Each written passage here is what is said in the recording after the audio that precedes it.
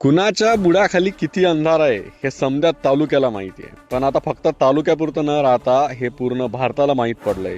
लाज वाटली पाहिजे अशा लोकांना जे हिंदुत्वाचा झेंडा हातात धरतात आणि त्यांच्याच घरात प्रभू श्रीरामांचा असा घाणेरडा अपमान होतो.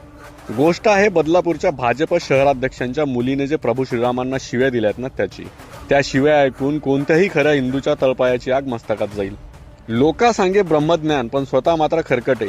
हे लोक साऱ्या जगाला हिंदुत्व शिकवायला निघालेत, पण ज्यांना स्वतःच्या मुलांना हे सांगता आलं नाही की प्रभू श्रीराम हे केवळ एक नाव नाही तर या देशाचं अस्तित्व आहे.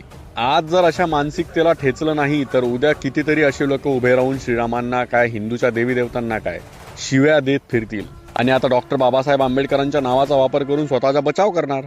सामान्य माणसाने जर असं काही केलं असतं ना तर आतापर्यंत त्याच्यावर कितीतरी कारवाया झाल्या असत्या. हागण्यासाठी एक सेपरेट जागा दिली तरी यांना तोंडातूनच हागायचं असतं.